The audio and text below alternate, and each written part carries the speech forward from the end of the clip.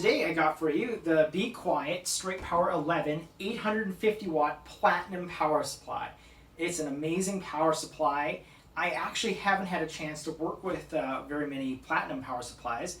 They represent the peak of performance that you can get for power efficiency out of a power supply. This one here has Japanese capacitors, so that's really good for the longevity of it. That means, you know, compared to some of the cheaper capacitors, you're not going to have an issue where that component wears out, and it is a component the cheaper ones can wear out.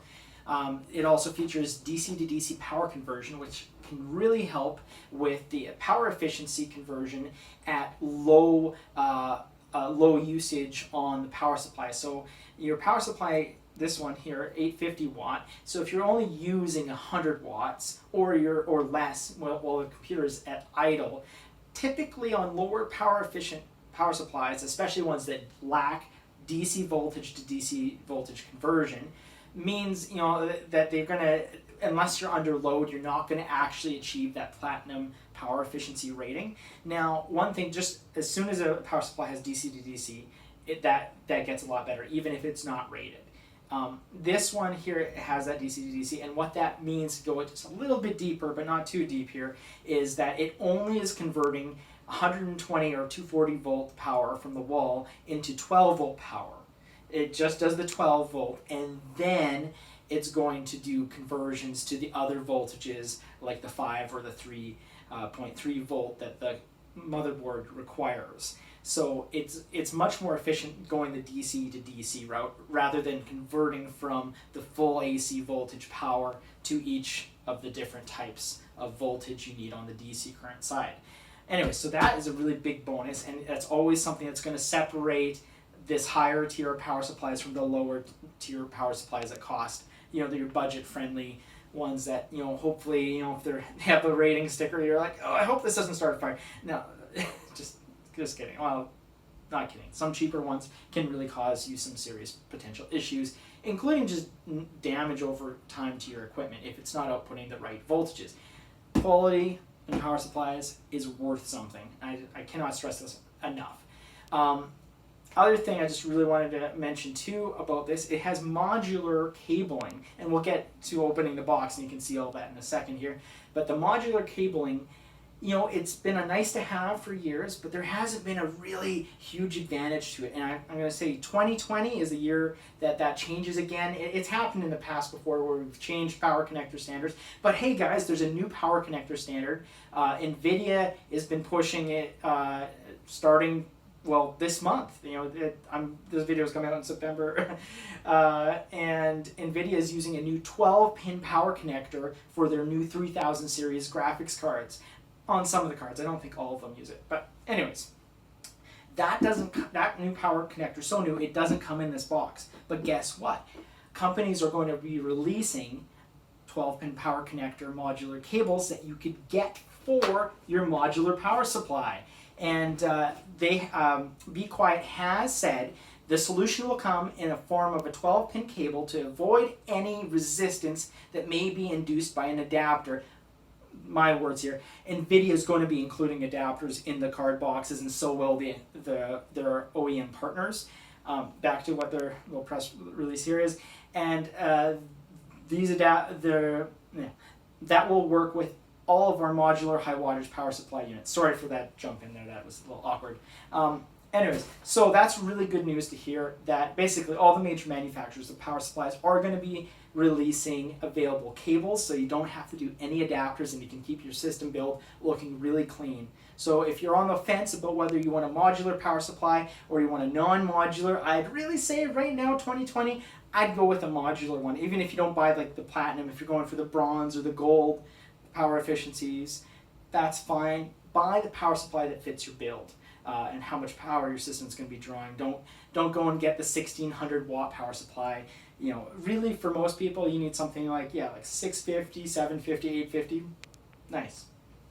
And yeah, just one other thing, always want to mention with any BeQuiet products, I want to talk a little bit about the noise or the lack of it. They really like to keep their products as silent as possible. And so some quick numbers here. you have 7.7 dB at 20% load with this power supply, and it only goes up to 7.9 dB when you get up to 50% load. In fact, at 60%, you're still under 10 decibel, or dB, you know. And at a maximum of 22 decibels at 100%. So it doesn't even get that noisy. This is probably going to be the quietest component in your system, which is really nice, unless you have an entirely passively cooled system. But, you know, unless you have a very low-powered system, that's really, really hard to achieve. Not that some companies haven't made very highly specialized cases that do this. Anyways, that all said, let's dive in.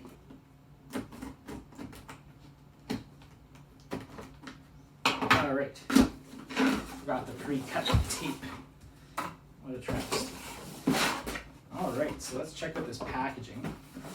You got an extra piece of cardboard there for some reason. You have a nice manual here. Let's see, did they splurge on color? No, it's just kind of a gloss with like just regular paper in here. And does it have useful stuff? It shows you about the cables in here. And I believe I saw a chart that shows you the breakdown of power. So yeah. Okay, so it has technical data, which is actually useful, especially if you have a very high-powered graphics card. It'll tell you how much voltage you're getting on that PCI rail, which is very important if you have one or more graphics cards. So you got modular cables. They're just all sleeve, nice black cables. Yeah, just very standard, just white lettering on it, all black. So it's gonna go well with any build. What do we got here? I think this is just the power cord. We got a power cord here, just very standard, nothing special about it. We have some zip ties and some black screws. All right, and the power supply is kept in the very center here. More extra cardboard trying to hold everything in place. Oh, and I forgot, there's a lot of modular cables. We'll quickly go through those. So you got it wrapped again in bubble wrap here and tape. Haven't opened this at all, as you can see. Save the opening experience for the camera, hey? Yeah, so there's your first look at it. You got the label with the technical info. It has the power chart on there too, which I really like. And it has the platinum logo, and it has some of the European and North American power standard information there. You have all your modular connectors there. Your power switch on the back here. This is auto switching, of course. That means that you could be in Europe and use 240 volt, or you can be in North America, use your 120 volt or 110, whatever you want to call it. And it's going to work fine automatically. I have been at a LAN party before where they accidentally switched a row of tables to 240 volt by accident, and one person's power supply went up in smoke because it was the old type. Well, I guess you can probably still buy these. They have like a little red switch on the back, and you have to manually tell it what voltage you're using for AC power. However, any good quality power supply like this one from BeQuiet, you don't have to worry about that kind of nonsense. All right, now let's see what you get. All right, so these the PCI ones are labeled VGA, video graphics adapter. I prefer if we just call them PCI. Makes more sense.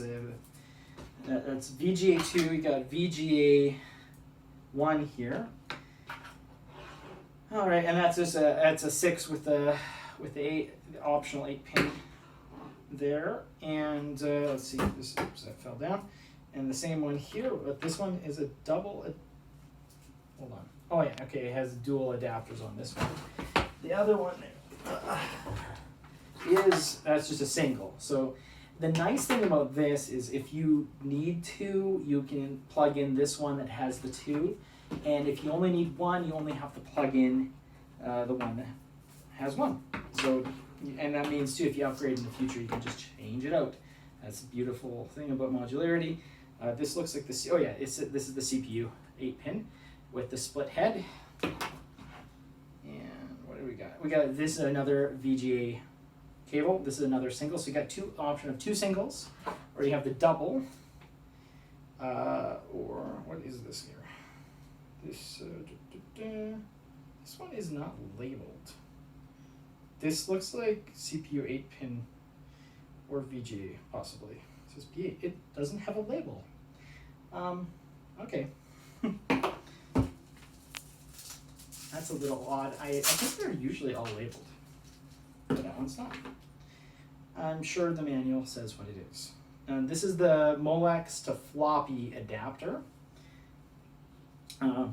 For anyone has, you probably don't have a floppy, but there is some odd accessory things that use the floppy style power connector. If you have basically old stuff, you might run into that style of adapter.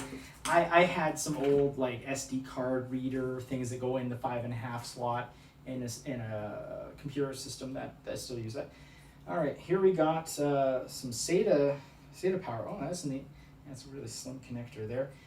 So this one has 4 connectors on that SATA. And what do we got here? We have another SATA. Let's pull out the other SATA. Oh, this is a combo. They get one combo one. So that's the modular connector here. And then you have 2 SATA and you have 2 Molex.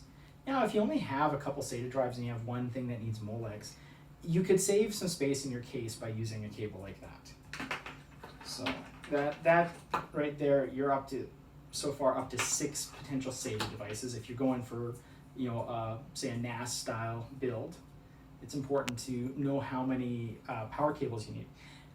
Some of the adapters that go from Molex to SATA, there's a saying on the internet called Molex to SATA lose all your data, and that's because a lot of the cheap adapters of that type can have shorts and have quality issues, and they can lead to a hard drive or computer actually starting on fire. So it's really good to get cables, all the cables you need with that power supply, because these ones coming from BeQuiet are going to be good quality and they're guaranteeing them with their warranty, where those little adapters don't really warranty your system. They just warranty that they'll provide power. And if they start on fire, oops. This one's another, it's not 4, this one has 3.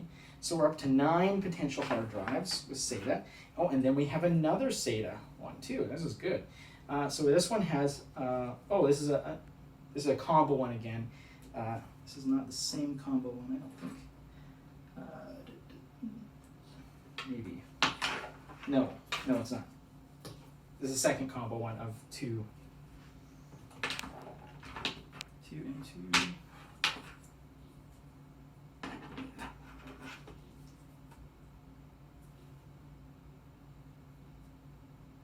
Yes. Okay. Yeah, that was the second one. So, wow, we got lots here. Yeah. So and that one had another 2 on it as well. And this is just your motherboard power. Yeah.